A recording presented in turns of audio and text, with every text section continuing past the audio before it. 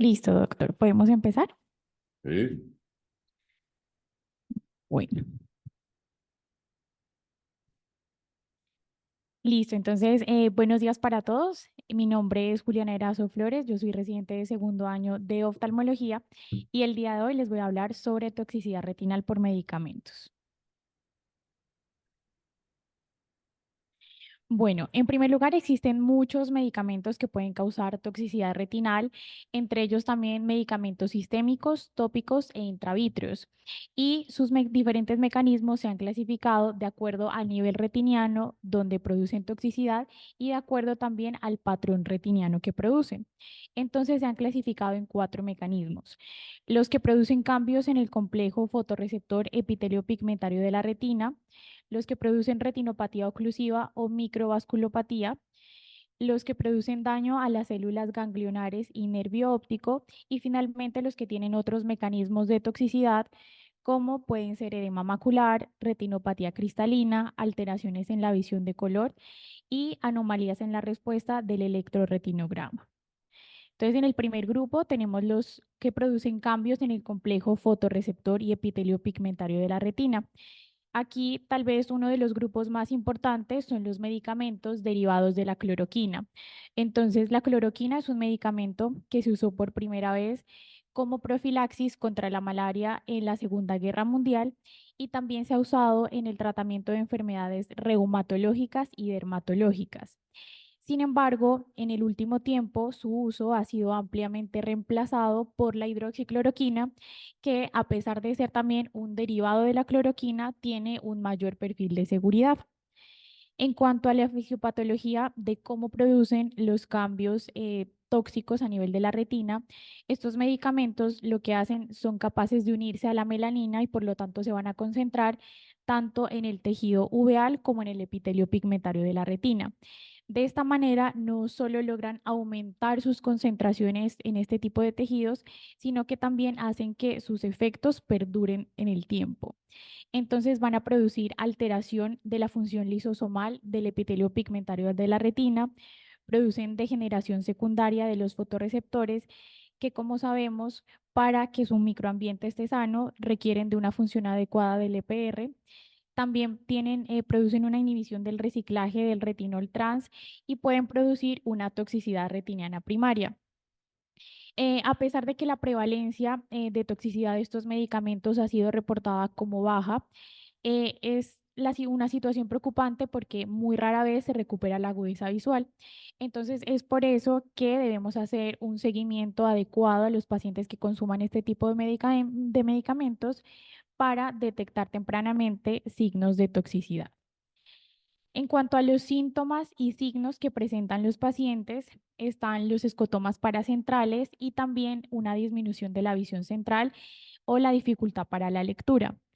También podemos evidenciar ciertos signos clínicos en las imágenes diagnósticas. Entonces, por ejemplo, aquí vemos un OCT donde muestra una atenuación o una pérdida de la zona elipsoide paracentral y por lo tanto las capas internas de la retina toman esta forma como si se asemejara a la figura de un platillo volador. Y es por eso que se conoce como el signo del platillo volador. También podemos tener otros hallazgos en otros exámenes, como lo son los campos visuales, especialmente el campo visual 10.2, donde vamos a detectar defectos paracentrales. Entonces aquí vemos el ejemplo de un defecto arqueado superior en el campo visual. Se dice también que la mayoría de los pacientes con ascendencia asiática producen defectos mucho más periféricos por fuera del área macular. Entonces, aquí vemos una imagen de autofluorescencia, donde se observa una región de hiperautofluorescencia hacia la arcada temporal inferior de ambos ojos. En la imagen del medio vemos dos imágenes de OCT del ojo derecho. Entonces, en la izquierda vemos esa pérdida de la elipsoide temporal al nervio óptico que se va a continuar hacia zonas más inferiores. Esto es lo que nos explica ese desenmascaramiento de la autofluorescencia del EPR y cómo lo vemos como una hiperautofluorescencia en esta zona. Y la última imagen corresponde a un campo visual, en este caso 32, donde se observa ese defecto mucho más periférico que podría pasar desapercibido en un campo visual 10.2. Si se continúa la exposición a este medicamento, ya puede producir cambios pigmentarios progresivos y llevar a una maculopatía atrófica bilateral o más conocida como enojo de Boy, que es la que se observa en esta fotografía de fondo de ojo a color como una zona de despigmentación rodeada de un anillo de hiperpigmentación que rodea la fovea y se ve mucho más evidente en la imagen de la autofluorescencia. En el OCT vemos en este caso señalado con la punta de flecha el signo del platillo volador por la pérdida de la elipsoide y también cuando ha progresado la toxicidad puede haber migración de pigmento a la retina externa, que son estos depósitos hiperreflectantes que observamos en el EPR señalados con las flechas blancas. Ya en casos muy avanzados pueden mostrar una degeneración panretiniana que puede ser similar a una retinitis pigmentosa. Entonces, por ejemplo, en la imagen del fondo de ojo vemos la presencia de las espículas óseas, también una palidez del disco, una atenuación vascular y finalmente estos pacientes pueden progresar incluso a la ceguera. También en otros casos podemos observar depósitos intraepiteliales corneales y generalmente estos son denominados como córnea verticilada. En cuanto a la detección, siempre el objetivo va a ser la detección temprana para minimizar los riesgos de toxicidad. Anteriormente se definía como bajo riesgo los pacientes que consumían una dosis de hidroxicloroquina menor o igual a 6 miligramos por kilo por día y de cloroquina menor o igual a 3 miligramos por kilo por día. Sin embargo, en estudios recientes esto ha cambiado y el bajo riesgo se define como una dosis de hidroxicloroquina menor o igual a 5 miligramos por kilo por día y de cloroquina menor o igual a 2.3 miligramos por kilo por día, siendo esta una dosis más segura en todos los índices de masa corporal. Ya para hablar de un alto riesgo de toxicidad, vamos a tener en cuenta lo que son las dosis acumuladas de los medicamentos. Teniendo en cuenta la hidroxicloroquina, esta dosis va a ser mayor a 1000 gramos y la cloroquina una dosis mayor de 460 gramos. Sin embargo, en los mecanismos de toxicidad, pues también entrarían a hacer efecto otros factores, entre ellos de los más importantes es la duración de su uso y aumenta mucho más el riesgo cuando se han usado estos medicamentos pues, por más de 5 años. También que exista una enfermedad renal, también uso concomitante de tamoxifeno, incluso este aumenta hasta 5 veces el riesgo de toxicidad. Y cuando hay otro tipo de enfermedades retinianas concomitantes, como una degeneración macular relacionada con la edad, que esto hace también muchas veces que se dificulte el diagnóstico temprano de esos signos de toxicidad. Se habla de una prevalencia más o menos alrededor del 7.5% para la toxicidad de hidroxicloroquina. Sin embargo, como ya sabemos, esto varía de acuerdo a la dosis y a la duración del tratamiento. La prevalencia de toxicidad puede ser cercana al 1% después de 5 a 7 años de su consumo o cuando se tiene una dosis acumulada de 1000 gramos y esta puede incluso superar el 20% después de 20 años de tratamiento.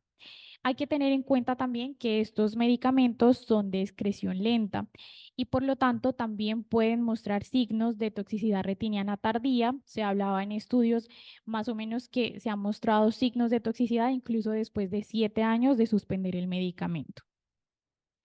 Para su detección, es muy importante, además de realizar un examen oftalmológico completo, también solicitar otras ayudas diagnósticas, en este caso el OCT o un campo visual, en general el 10.2, aunque también pueden ser útiles el 24.2 o el 30.2 para visualizar defectos más periféricos. También cuando haya cierta confusión acerca de los síntomas o signos que presenten los pacientes, nos podemos ayudar de una autofluorescencia del fondo de ojo y también podemos pedir un electroretinograma multifocal. La recomendación en general es realizar un examen oftalmológico durante el primer año de su uso. Esto no con el objetivo en sí de diagnosticar signos de toxicidad, sino de tener como un punto de referencia para futuros exámenes. Y luego realizar una detección anual después de 5 años de su uso. Sin embargo, también muchos profesionales prefieren ver a estos pacientes más o menos cada 6 a 12 meses, pedirles también un OCT y un campo visual y después de los 5 años, sí valorarlos cada 6 meses. Otro grupo de medicamentos que producen una alteración en el complejo del EPR fotorreceptor van a ser las fenotiacinas. Aquí se encuentran la clorpromacina y la tioridazina. Estos son medicamentos antipsicóticos que también tienen esa capacidad de unión a la melanina y por lo tanto de depositarse en el tejido uveal y en el EPR. En el caso de la clorpromacina, una dosis muy alta de este medicamento puede llevar a una pigmentación anormal del ojo, especialmente de los párpados, la conjuntiva interpalpebral, la córnea y la cápsula anterior del cristalino. Y puede llevar también a la formación de cataratas subcapsulares anteriores y posteriores. Y en muy raros casos puede causar una retinopatía pigmentaria. Por el contrario, las altas dosis de consumo de tioridazina sí pueden llevar a retinopatía grave a las pocas semanas o meses. Sin embargo, la toxicidad es rara en dosis menores o iguales a 800 miligramos por día. Los pacientes en estos casos pueden referir visión borrosa, pérdida del campo visual o también nictalopia. Y lo que observamos en la imagen del fondo de ojo a color y también en la autofluorescencia es una pérdida nomular difusa del EPR y también en etapas tempranas puede haber engrosamiento del EPR. En sus etapas ya más avanzadas se puede confundir con otros diagnósticos como lo es la coroideremia o distrofia cristalina de Vieti y es importante saber que todos los pacientes que consuman este medicamento y tengan alguna sospecha de toxicidad o algún síntoma deben someterse a un examen oftalmológico completo.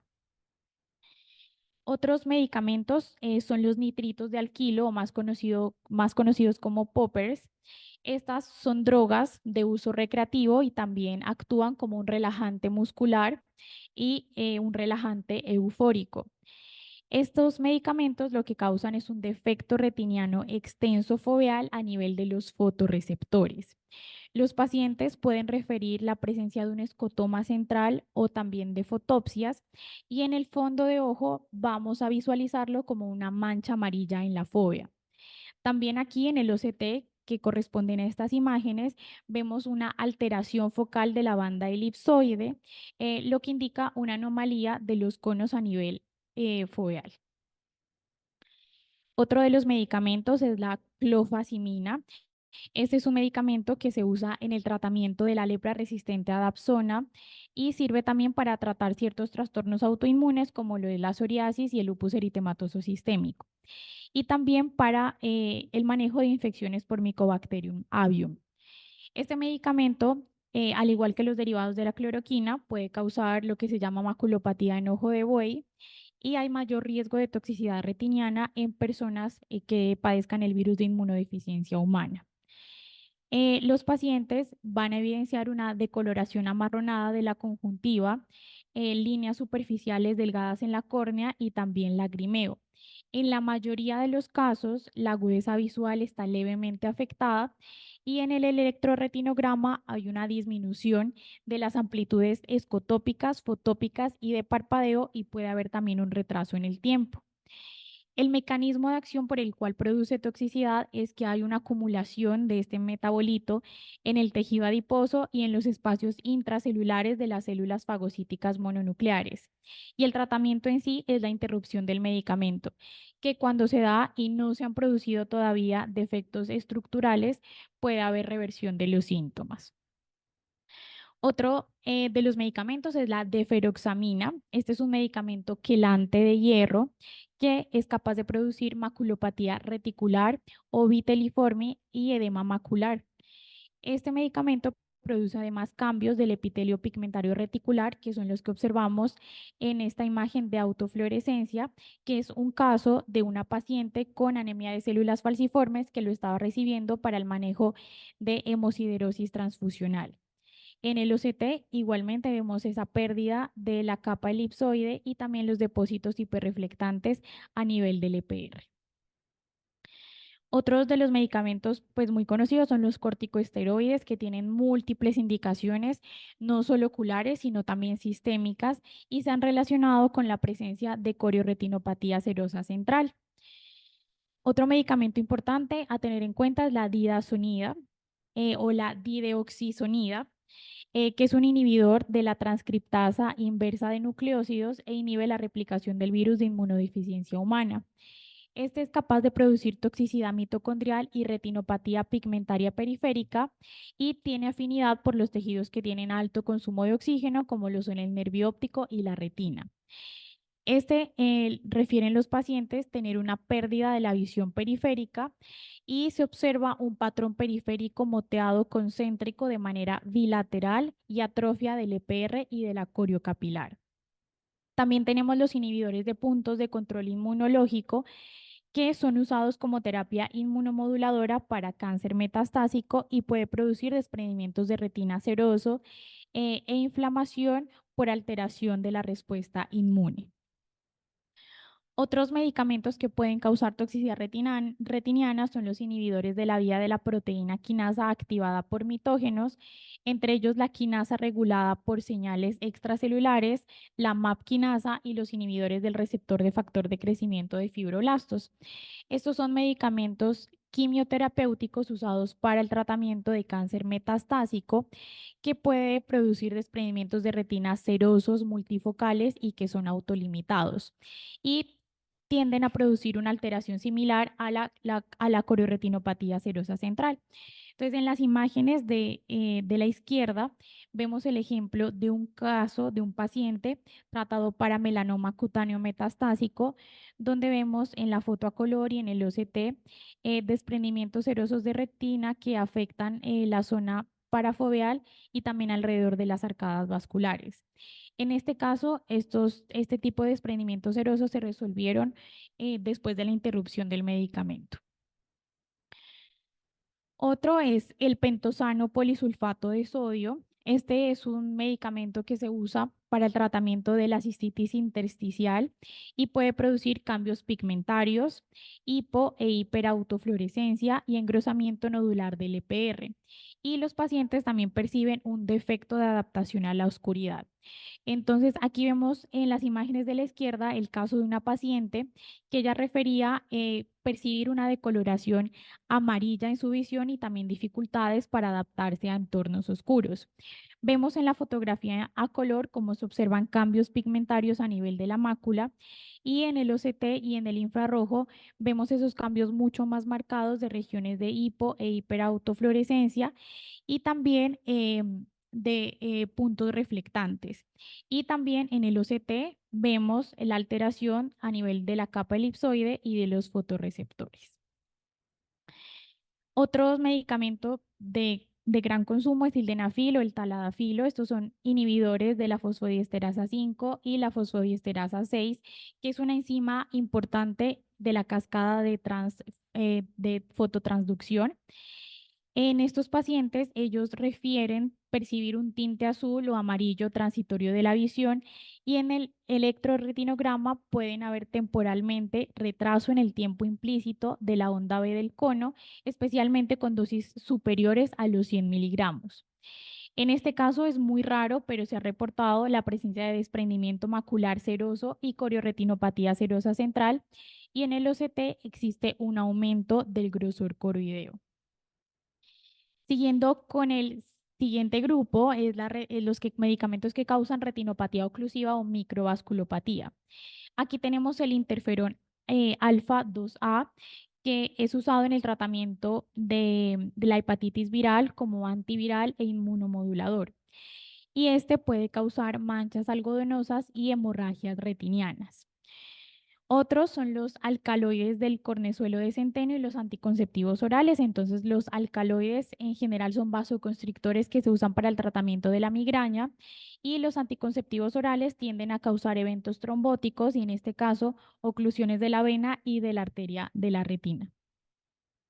Otro medicamento es la procainamida, que es un antiarrítmico. Incluso se dice que puede inducir la presencia de lupus eritematoso sistémico y produce como una poda extensa de los vasos retinianos de segundo orden y también infarto a la retina, produciendo una pérdida grave de la visión. Los aminoglucósidos, como ya los conocemos, son antibióticos, entre ellos está la micacina y la gentamicina, y sobre todo la gentamicina son capaces de producir infarto macular e isquemia macular grave con pérdida grave de la visión. La vancomicina, en cuanto a su uso intracameral, sobre todo para la profilaxis de endoftalmitis, se ha asociado con vasculitis retiniana oclusiva hemorrágica. Otro medicamento es el brolucizumab, que es un agente antifactor de crecimiento endotelial vascular que actualmente es el más nuevo aprobado para la degeneración neovascular relacionada con la edad. Sin embargo, se han informado episodios de inflamación intraocular y también vasculitis retiniana oclusiva.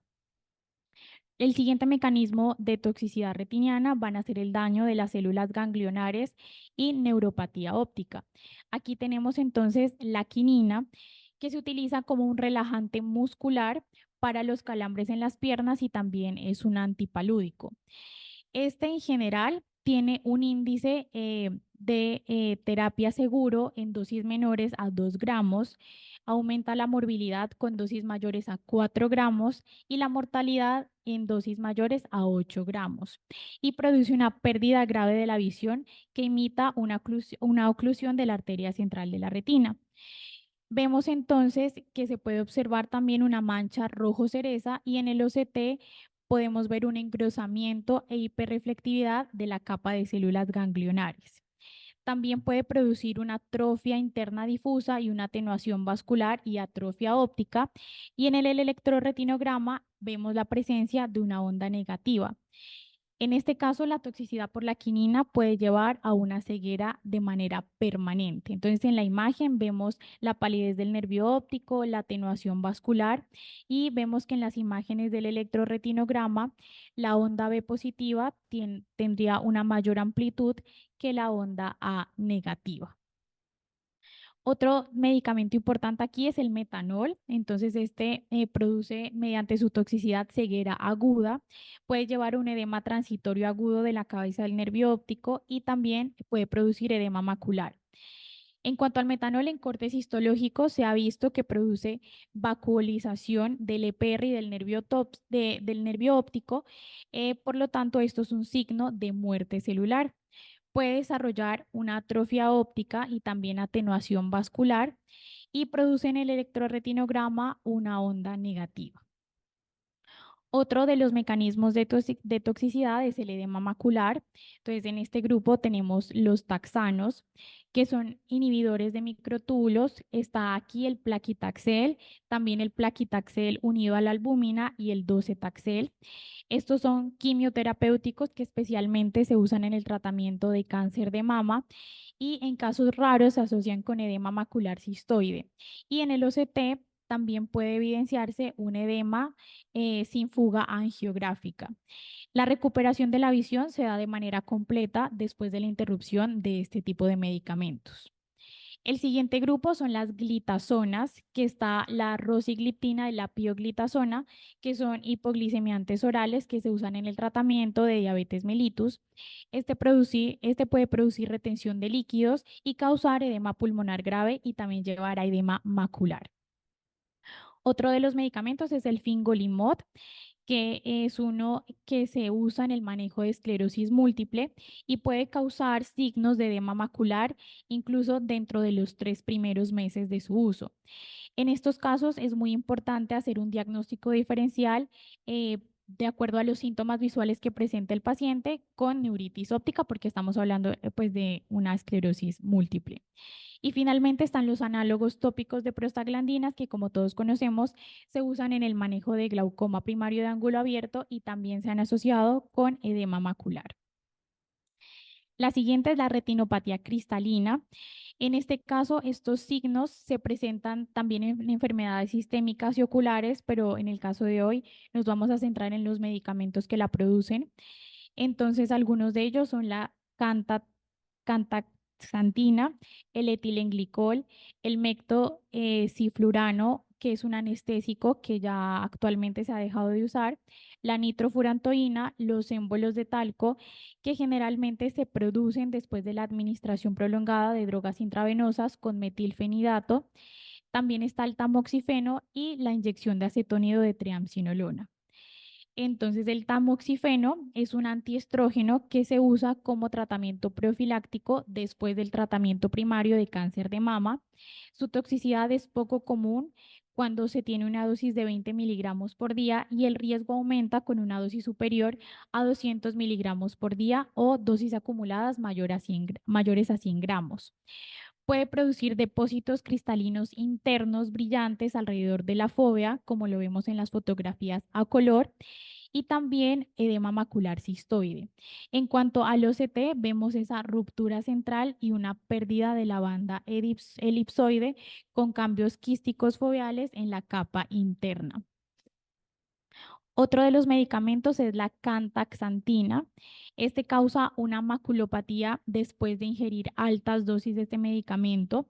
Es un carotenoide ampliamente usado para sesiones de bronceado y es capaz de producir depósitos alrededor de la mácula y en la región yuxtapapilar. Generalmente no causa pérdida de la visión y sus síntomas son totalmente reversibles.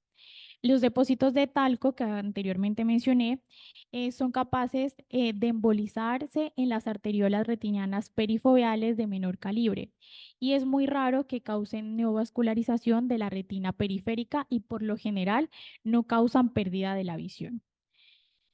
Otro patrón de toxicidad serían las anormalidades de la visión de color o cambios en la respuesta del electroretinograma. Aquí hay medicamentos ampliamente usados, como lo es la isotetrinoína, para el tratamiento del acné. Y en este caso los pacientes han informado una mala visión nocturna y se ha encontrado que incluso tienen curvas de adaptación a la oscuridad alteradas y también respuestas en el electroretinograma anormales. La toxicidad en general es poco frecuente y es más frecuente en pacientes sometidos a terapias repetitivas y los cambios generalmente son reversibles después de suspender el medicamento. Otro es la vigabatrina, que es un antiepiléptico. Este puede causar constricción del campo visual y también anomalías en el electroretinograma, como una depresión de la amplitud del cono de 30 Hz. Y bueno, eso es todo lo que tenía para el día de hoy. Muchas gracias.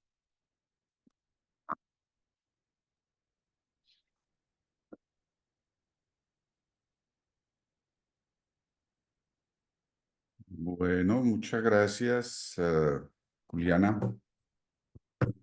Muy completa la revisión y muy bien presentadas. Es un listado largo, en donde sin duda la hidroxicloroquina pues es la campeona en Doctor, un términos de... segundito que aquí no se escucha bien el auditorio. Tenemos que vamos a arreglar.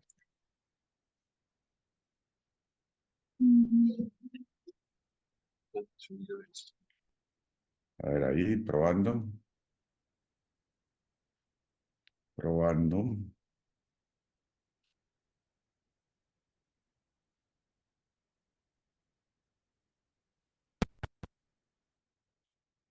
probando. Ay, doctor. Ahí Ya. ya, ya, bueno. Decía que muy buena la revisión, muy completa, siempre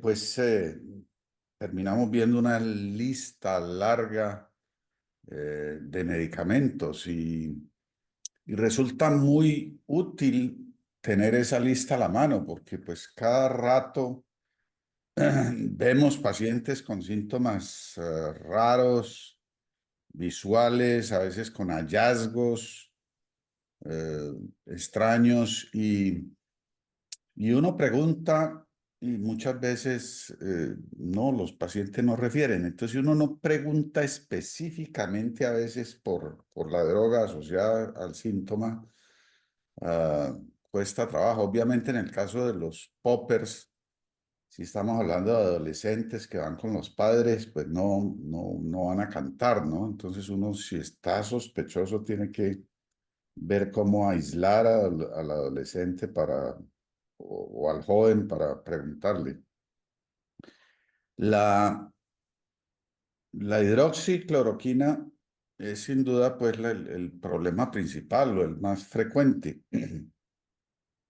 Y ahí quiero que aclaremos una cosa, Juliana, que hagamos el trabajito de aclararla y quienes quieran ayudar.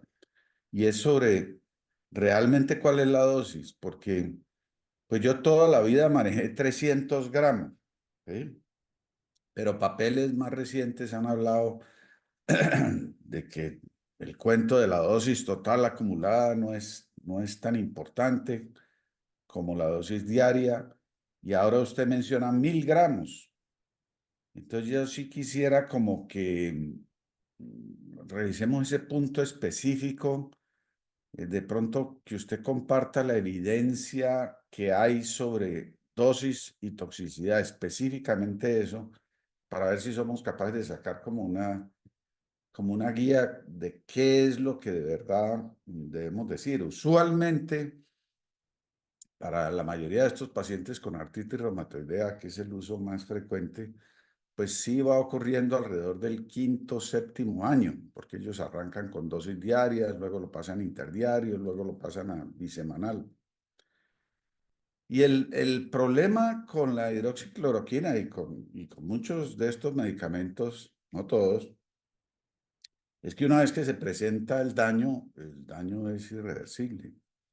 Y yo todos los pacientes que he tenido con maculopatía y pérdida visual y daño, dicen, si yo hubiera sabido, yo no habría tomado este medicamento. O sea, el daño es muy serio y lo que el paciente siente es muy problemático. Y si no, yo creo que tiene un potencial también de problemas legales, si no se ha informado muy bien al paciente del riesgo que está tomando. Yo he tenido oportunidad de ver varios pacientes que no sabían, nadie les dijo, nadie les informó. Y está el cuento del control. Sí es verdad que en la mayoría de las guías dice, pues mírelo cada 6 meses. ¿Y de qué sirve que usted lo esté mirando cada 6 meses? Lo vio en una fecha, no tenía nada y vuelve a la siguiente fecha y ya tiene daño más o menos serio. Y para la droga y ya no sirve. Entonces, por eso digo que es muy importante que aclaremos realmente qué nivel de evidencia hay sobre cuál es que es la dosis tóxica, porque yo al sol de hoy estoy diciendo, estoy recomendando después de los 300 gramos que busquen otro medicamento, pues lo cual puede ser problemático porque estos pacientes controlan muy bien con la hidroxicloroquina, les funciona muy bien, están muy contentos con el resultado en términos del control de la artritis. Entonces, usualmente se pasan a un biológico. Pero pues yo creo que aquí lo que hay que hacer es evitar que ocurra, no detectarlo cuando ocurre. Pues yo no me siento como muy útil cuando digo, no, yo lo que hice fue hacer el diagnóstico de que ya tiene la toxicidad. Creo que el valor es evitar que ocurra. Eh, entonces le sugiero una cosa.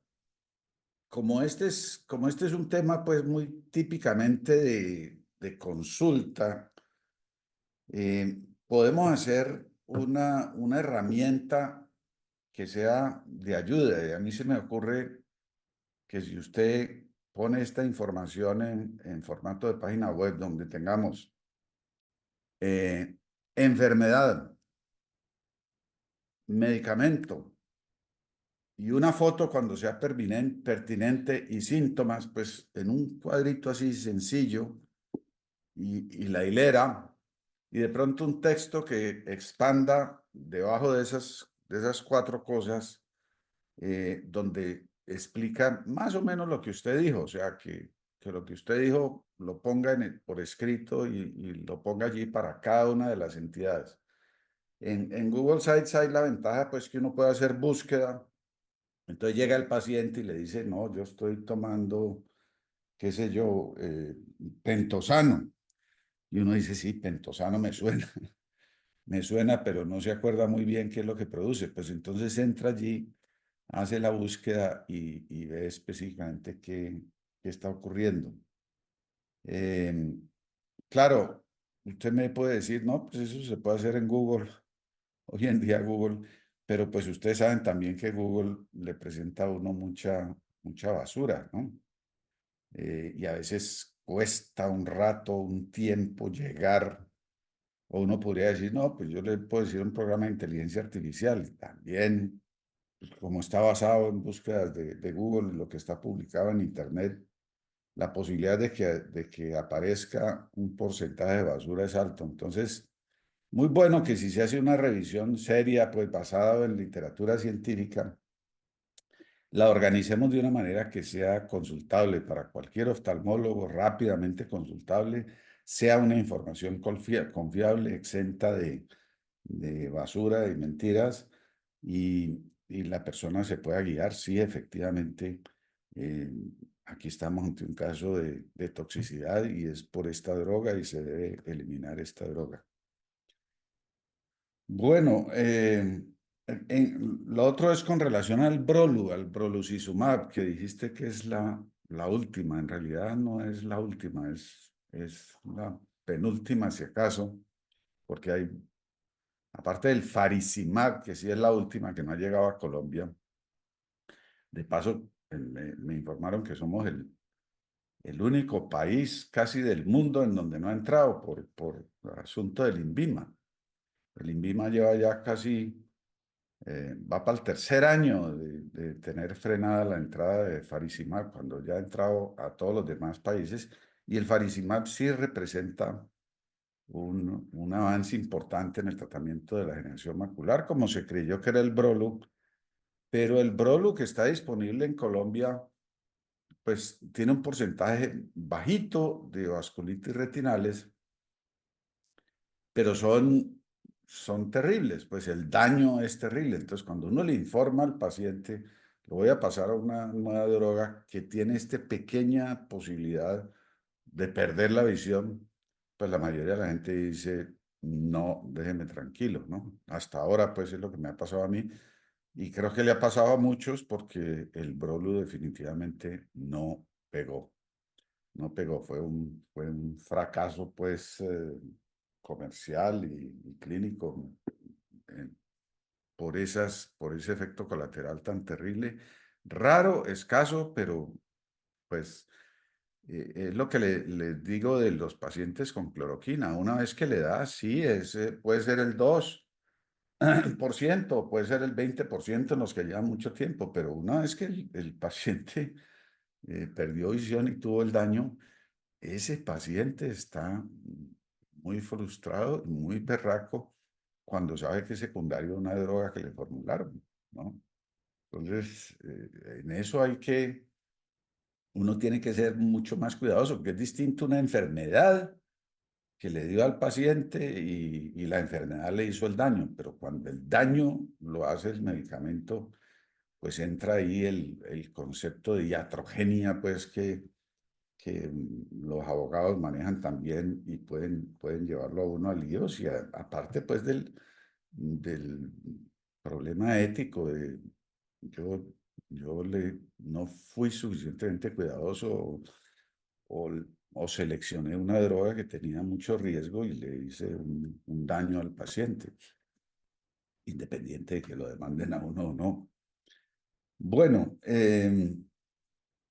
si hay, entonces, pues, Juliana, ojalá haga esa tarea y nos comparta el enlace cuando lo haga. Eh, vale la pena, pues cuando uno revisa un tema, si le puede dar una forma más consultable. Si hay alguna pregunta adicional, alguien tiene sugerencia, entre otras, cada rato salen drogas nuevas, ¿no? Y como hay tanta droga nueva, cada rato salen reportes de efectos oculares o retinales de drogas nuevas. Y eso pues es un llamado de atención a todos. Uno puede consultar la lista, que ojalá Juliana y Juliana la haga y la mantenga al día.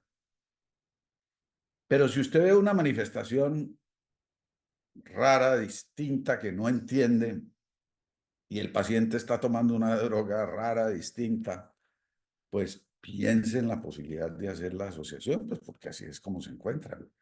La gente curiosa y observadora reporta cuando ve estas asociaciones y de esa manera es que se termina sabiendo, ¿no? Entonces, si no hay más comentarios o preguntas, Ya aprobaron Faridoc, ahorita como a finales de septiembre, es que ya el INVIMA lo aprobó, creo que es sí, fondo de importación, pero eso es cuestión de este mes ya. Pues bueno, vendrá la codificación de la clínica y eso ya como a nivel nuestro, pero en Colombia ya lo acabaron de aprobar el qué INVIMA. bueno, buena noticia, Jenny, Exacto, ya gracias. casi. Y el Brolu salió, el Brolu ya como que no lo consiguió uno en ningún lugar del mundo.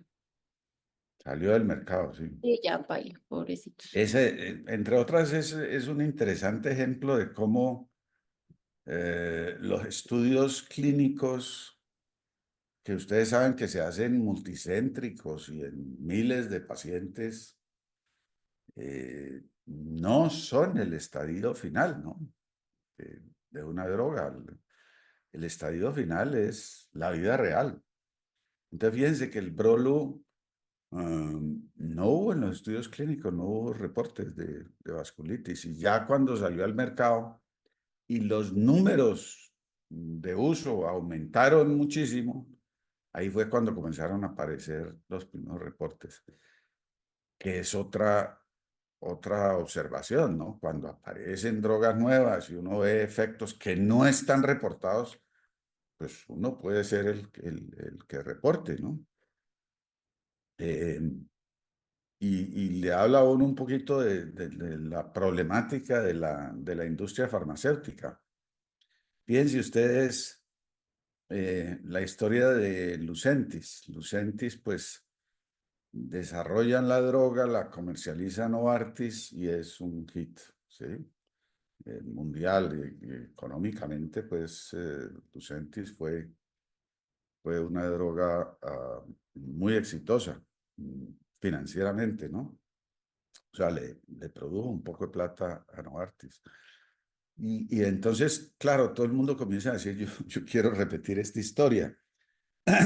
Y entonces sacan Brolu. Y ustedes saben que un estudio de estos multicéntricos, doble ciego, con miles de pacientes, cuesta en el orden de los miles de millones de dólares, ¿no? Y esa es plata que mete la farmacéutica en investigación. Sale al mercado, ocurre una cosa de estas y fracasa y la tienen que retirar. ¿Cuánta plata perdió el laboratorio? Eso para contrarrestar un poco la idea esta conspiracionista, pues, de que estamos en manos de la gran farma y que la gran farma nos exprime y nos explota. Yo no voy a negar que son buenos negocios, pero si no fuera por la gran farma, probablemente no tendríamos innovaciones, porque es la gran farma la que paga muchas de las investigaciones o muchos de los estudios que terminan con drogas, pues que a todos nos sirven mucho, ¿no? Pacientes y médicos nos sirven mucho. Y si ustedes van a ver, pues los estados financieros o los reportes financieros, comparativamente el sector farma con todos los demás sectores de la economía, pues no es tan dramáticamente distinto. Tienen momentos buenos, momentos malos. Eh, si van a ver sus costos administrativos y otra de las cosas que se critica es los salarios que se pagan los grandes ejecutivos, pues no es muy distinto del resto de la industria y del resto de las multinacionales. El hecho es que para avanzar, para invertir, para desarrollar, pues uno tiene que tener una operación económicamente buena, y entre mejor sea la operación, pues mejores posibilidades tiene de investigación y desarrollo. Bueno, muy buena noticia que tengamos ya faricimab. Es una droga que agrega mucho al tratamiento en términos de resultados y en términos de frecuencia de inyecciones. Doctor, tengo una preguntita.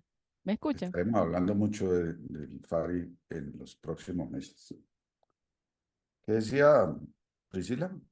Sí, doctor, en el caso de isotretinoína, que también es bien frecuente en jóvenes con acné severo, que los síntomas, según la revisión, pues son reversibles, ¿qué le diríamos al paciente? O sea, que sí siga tomándolo, que se le va a quitar o se aconseja que lo suspenda, que es el Rakutan y el Isofase, o que lo decida el dermatólogo.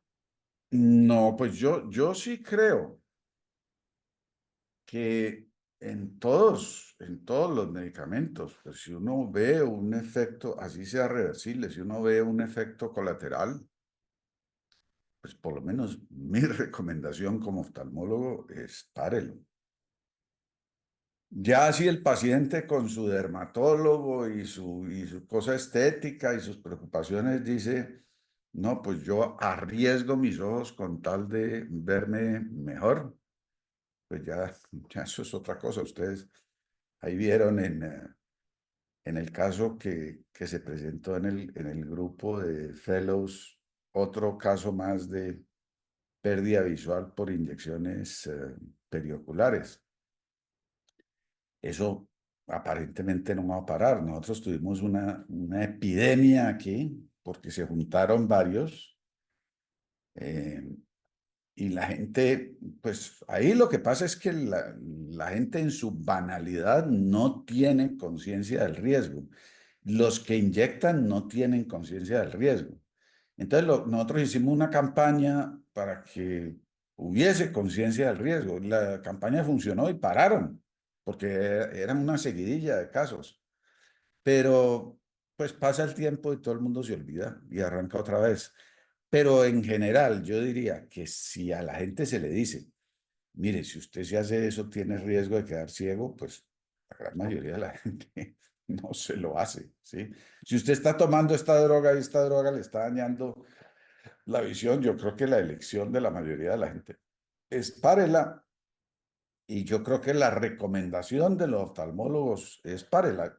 Por lo menos esa es la recomendación que yo doy, por ejemplo, en hidroxicloroquina.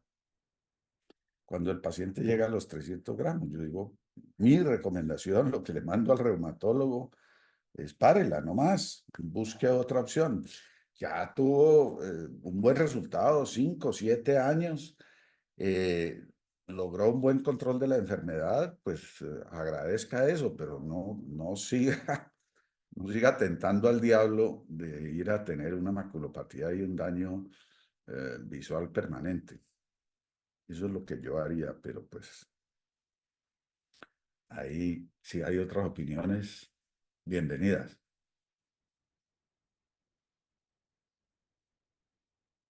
Ok. Bueno, muchas gracias.